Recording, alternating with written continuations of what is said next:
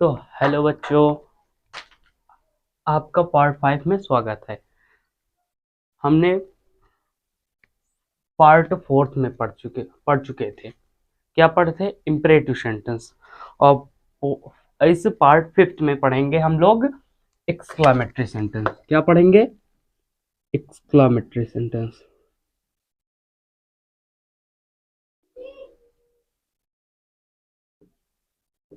Exclamatory sentence.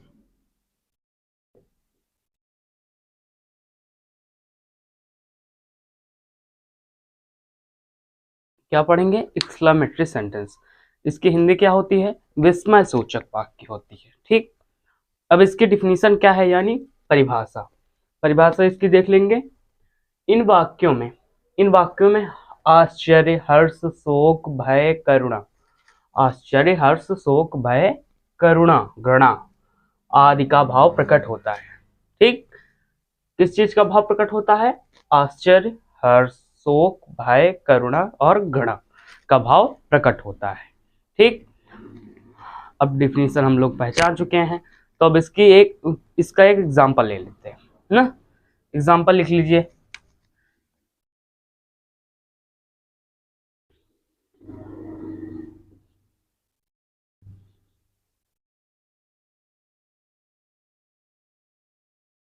Number 1, कोई भी example ले लीजिए अपने हिसाब से।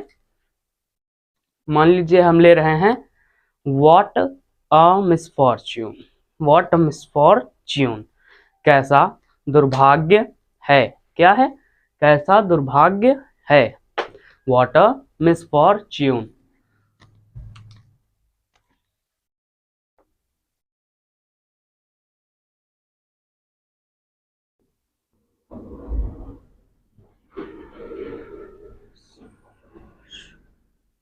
मिसफॉर्च्यून,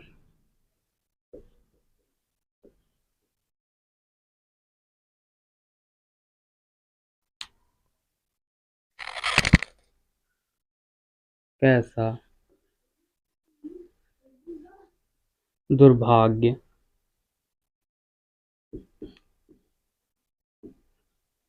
है। कैसा दुर्भाग्य है। अब देखो, इसमें क्या हो रहा है? वॉट मिसफॉर्च्यून, इसमें हो रहा है कैसा दुर्भाग्य है, मतलब किसी के जीवन में कोई संकट हमेशा टल नहीं रहा है, तो उसके लिए वो कोई बोल रहा है कि कैसा दुर्भाग्य है, यानी इसमें क्या प्रकट हो रहा है? हर्ष, शोक, भय। ये इसमें अगर कोई भी प्रकट हो रहा है, मतलब भाव प्रकट हो रहा है किसी चीज का, तो एक्सक्लेमेटरी सेंटेंस है, नहीं तो नहीं, यानी कि विस्मयादि बोधक मार्क लगता है इसमें, है ना। बाद में यहाँ पे गलती से क्वेश्चन मार्क लग गया।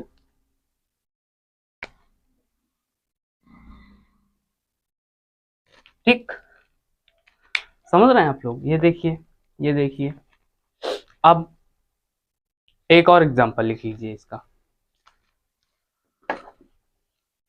अलाश। अलाश से कोई सेंटेंस बताइए।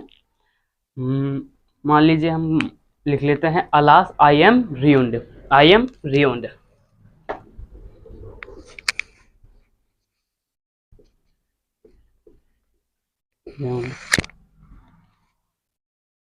है ना। अब देखिए, अलास आई एम रियून्ड, इसकी हिंदी होगी हाय मैं बर्बाद हो गया। क्या? हाय मैं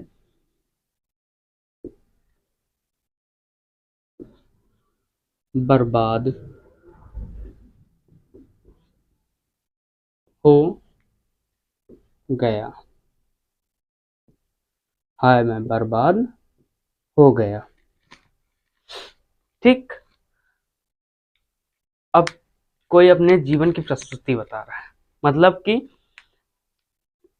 किसी के घर में या तो चोरी हो गई है, बहुत से रुपयों कोई चोर चुरा ले गया है, तो वो कह रहा है कि हाय मैं बर्बाद हो गया, यानी उसकी पूरी प्रॉपर्टी चली गई शायद। तो वो कह रहा है कि अलास आई एम ruined, हाय मैं बर्बाद हो गया। अब देखिए इसमें भी हमने लगाया है एक्सक्लेमेशन मार्क। अब देखिए अब इसमें कैसे पहचान, अब आप लोग सोच रहे होंगे कि यहाँ पर क्यों नहीं लगाया, इसमें तो बाद में लगाया, इसमें क्यों यहाँ पे लगा दिया। अगर अगर अलाश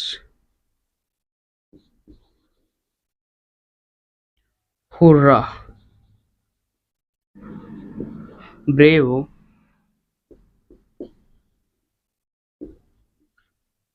अलास हुर्रा ब्रेवो आदि शब्द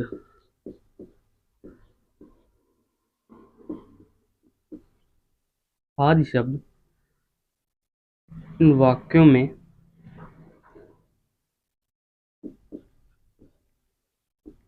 आते हैं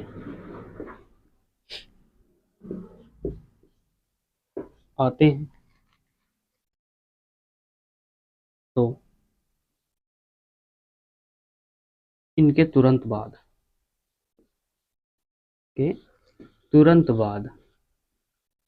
इनके तुरंत बाद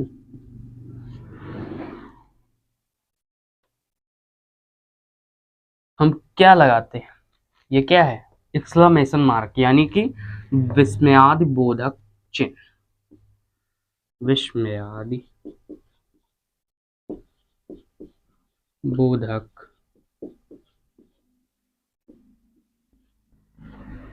चिन्ह।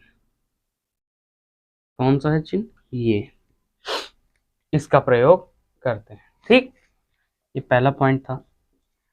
और एक पॉइंट और है, अगर मान लीजिए अलास हुर्रा ब्रेवो ये बीच में ना आए, क्या, अलास हुर्रा ब्रेवो ये बीच में ना आए, तो क्या करेंगे। अब देखिए दूसरा पॉइंट, दूसरा पॉइंट है कि अगर वाक्य में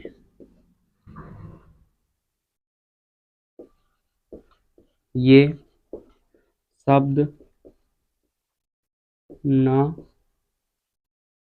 हो तो क्या किया जाएगा, फिर वाक्य के बाद में, जैसे हमने यहाँ पे लगाया था बाद में, व्हाट अ मिसफॉर्च्यून, कैसा दुर्भाग्य है, तो हमने बाद में लगाया था ना यहाँ पे एक्सक्लेमेशन मार्क, यानी कि विस्मयाद बोधक चिन्ह। अब देखो शब्द ना हो तो वाक्य के बाद में, वाक्य के बाद में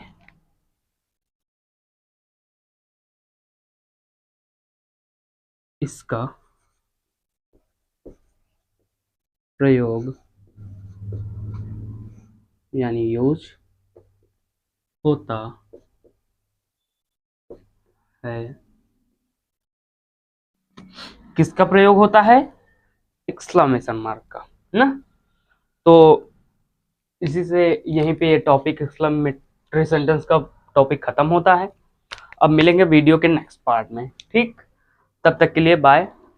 आई होप आप लोग को समझ में आ गया होगा। जो कुछ कमियां हों कमेंट बॉक्स में जरूर बताइए।